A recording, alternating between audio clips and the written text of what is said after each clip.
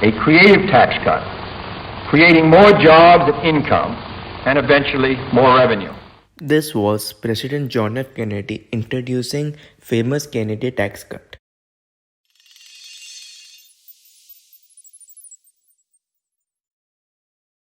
With the promise of let's make America moving again, John F. Kennedy, or popularly JFK, won 1960 presidential election. In 1964, he introduced America's one of the largest tax cut known as Kennedy Tax Cut or Revenue Act of 1964.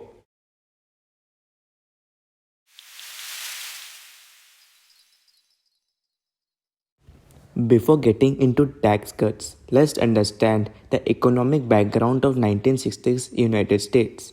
The US economy was growing at 2.4% at the starting of 1960, but there weren't enough jobs for people joining the labor force.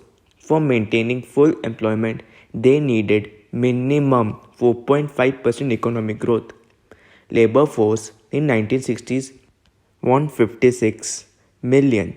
Kennedy needed 25,000 jobs a week in early 1960s to keep the economy moving. After recovering from recession in 1960 to 61, US Federal Reserves sold gold worth 12 billion. Before tax cut was introduced, the unemployment rate in the United States was 5.2%.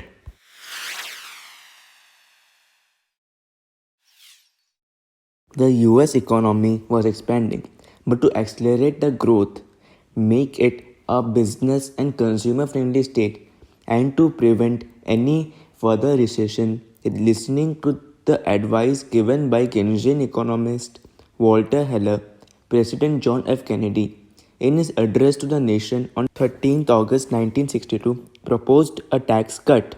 This bill was introduced in the Senate in January 1963. A tax proposal that would reduce marginal tax rate from 91% to 65% and lower the corporate tax rate from 52% to 47%. In total, the cut was projected to reduce income taxes by about $10 billion and corporate tax by about $3.5 billion.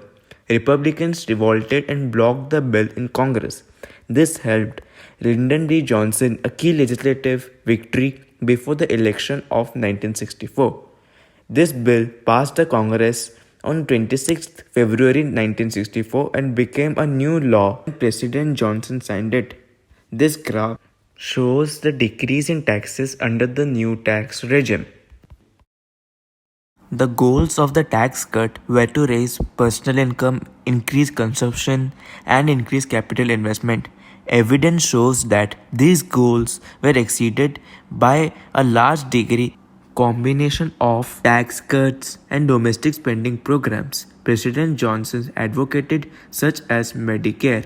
Unemployment rate fell from 5.2% in 1964 to 4.5% in 1965 and to 3.8% in 1966.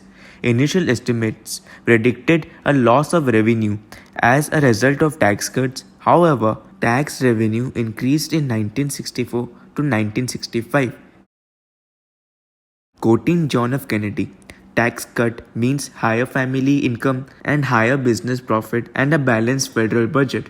Every taxpayer and his family will have more money left over after taxes to buy a new car, a new home, education, and investment. Every businessman can keep a higher percentage of profit in his cash register or put it to work expanding or improving his business.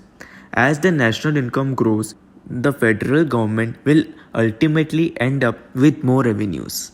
These all things are the graph showing increase in consumption. If there is an increase in consumption, then the C component of AD will increase, which will increase the real GDP and shift the AD curve towards right. These are the positive ripples of Kennedy tax cut which were felt till 1970s.